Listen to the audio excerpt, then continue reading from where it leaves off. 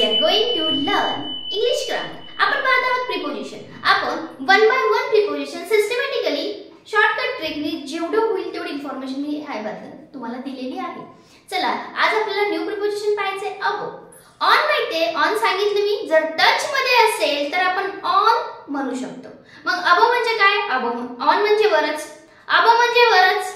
Okay, over म्हणजे पण वरच. मग काय डिफरन्स आहे तोच आज पाहायचा आहे आपल्याला. ओके, ऑन मी सांगितलं त्याचा डिटेल व्हिडिओ मी टाकलेला आहे, त्याची लिंक आय बटनवर देते, तिथे तुम्ही पाहू शकता. ओके, आज आपल्याला पाहायचं ओव्हर. ओव्हर म्हणजे काय? ओव्हर म्हणजे सुद्धा वरच. मग ओव्हर म्हणजे ऑन म्हणजे टच मध्ये असतं, ओव्हर म्हणजे टच मध्ये नसतं, थोडंसं वर असतं. थोडंसं म्हणजे इतकं थोडंसं नाही. एरोप्लेन आपल्या डोक्यावरून जातं, वरून म्हणजे आपल्या डोक्यावरून वरून जातं, आकाशामध्ये जातं, त्याला आपण काय म्हणायचं? ऑन म्हणायचं, अबो म्हणायचं का ओव्हर म्हणायचं? त्याला म्हणायचं ओव्हर. का? डिस्टन्स इज बिग, डिस्टन्स मोठं आहे. मग त्यावेळेस आपण काय वापरायचं? ओव्हर वापरायचं. Not on, not above. Okay, above short मध्ये सांगायचं झालं तर इथे दिलेलं असतं read above passage and give the answer. म्हणजे वर दिलेला जो काही दिलेला आहे उतारा तो वाचा आणि त्याच्यावरच उत्तर लिहा. त्यावेळेस आपण अबो करतो. म्हणजे अबो काय असतं? ऑन चिटकून असतं, अबो थोडंसं वर असतं. लगेच आपल्याला जाणवतं की इथं आहे, त्याला अबो म्हणायचं. मग ओव्हर म्हणजे काय? ओव्हर म्हणजे त्यापेक्षा उंच, म्हणजे च्या वर थोडं अंतर जास्त असतं, त्याला आपण वापरायचं अबो. मग कुठल्या कुठल्या गोष्टी असतील किंवा एका टोकापासून दुसऱ्या टोकापर्यंत त्यावेळेस सुद्धा आपण काय वापरतो? ओव्हर वापरतो. काय वापरतो आपण? ओव्हर. चला मग पाहूया one by one. With example घेऊन आपण एक्सप्लेनेशन घेऊया, म्हणजे तुम्हाला समजून येईल. पण एखाद्या झाकून टाक त्यावेळेस सुद्धा आपण काय म्हणतो?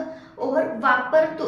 पाहूया ते एक्झाम्पल घेऊन कसं वापरतात. ओके, आता ओव्हर घेण्यासाठी आपल्याला पाहिजे, आता मी आता एरोप्लेन सांगितलं, हेलिकॉप्टर, ते कसे असतात? ऑन असतात, अबो असतात, ओव्हर असतात. मी सांगितलं अबो नसतात, ते असतात ओव्हर. बिकॉज ऑफ ओव्हर जास्त उंची असेल तिथे ओव्हर वापरा. फॅन थोडंसं खाली आहे त्यामुळे तुम्ही अबो वापरू शकता, किंवा पॅसेज अबो गिवन बिलो असतं, कुठं अबो असतो पॅसेज, तिथे तुम्ही अबो वापरू शकता. आणि ओव्हर मात्र डिस्टन्स थोडंसं जास्त असतं. ओव्हरचा पण अर्थ च्या वरच होतो. ओके, पण तिथे काय होणार आहे आपल्याला की अबो, ओव्हर आणि ऑन याच्यामधला फरक काय? ओव्हर खूप उंचीवर असेल तेव्हा ओव्हर वापरायचं. ओके, आता एरोप्लेनच्या ऐवजी हेलिकॉप्टर घेऊया. The helicopter is flying over. पहा इथे ओव्हर वापरले मी, ओव्हर हेड्स. आपल्या डोक्याच्या वर गेले, म्हणजे एकदम इथून जातं का, चिटकून जातं का? नाही. मग ऑन म्हणलं असतं. थोडं इथून जातं का, फॅन आहे असे एवढ्या अंतरावर असतं का? नाही, ते खूप वर असतं, म्हणून आपण तिथे वापरणार ओव्हर. त्यावेळेस तुम्ही ओव्हर वापरा. ओके, ब्रिज असेल, नदीचा ब्रिज, नदी असते खाली, त्याच्यावरून ब्रिज जातो, इतकं जवळ चिटकून असतो का तो? नाही. त्या डिस्टन्सला सुद्धा आपण काय वापरणार आहे? ओव्हर वापरणार आहे. फॉर एक्झाम्पल सांगते ब्रिज साठी. There is a bridge over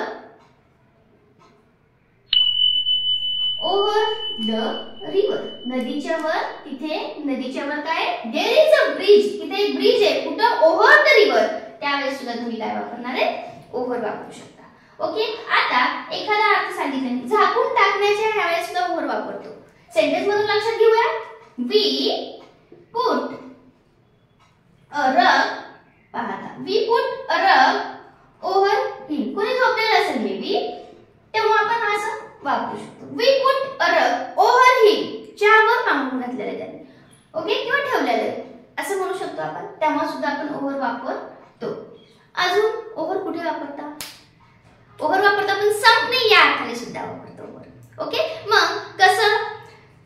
example घेऊन समजून घेऊया. चला, वाटल्यास स्क्रीनशॉट घेत चला, अदरवाइज नोट डाऊन करत चला की आपण ओव्हर कुठे कुठे वापरलेले आहे. हेलिकॉप्टर, ओव्हर द ब्रिज, रग ओव्हर हिम. ओके, चला नेक्स्ट पाहायचं आपल्याला संपणे या अर्थाने आपण कसं वापरतो. हे तुम्हाला माहिती आहे. ओव्हर म्हणजे संपणे आपण वापरतो because of we are just. आपण फॅमिली जर सेंटेन्स घेतले तर तुम्हाला समजून येईल. कुठले? My school gate, my school class, काही पण असू शकतं. My school gate over at 5 PM 5:30 PM काही असू शकतं. ओके, म्हणजे आता काय संपणे, माझ्या शाळेचा टाइम कधी संपतो 5 वाजता संपतो, त्यावेळेस सुद्धा तुम्ही इथे ओव्हर वापरू शकता. ओके, आता ओव्हर कुठाला संपणे या अर्थाने वापरला. आता आपण ओव्हरच वापरायचे पण पर्यंत या अर्थाने सुद्धा आपण ओव्हर वापरू शकतो. कसं पाहूया एक्झाम्पल घेऊन. Can you stay here, can you stay here over Monday.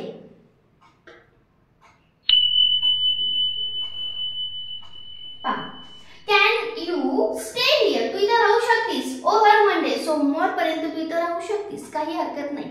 अशा अर्थाने सुद्धा आपण ओव्हर वापरू शकतो. म्हणजे पर्यंत आला, इथं संपणे आला.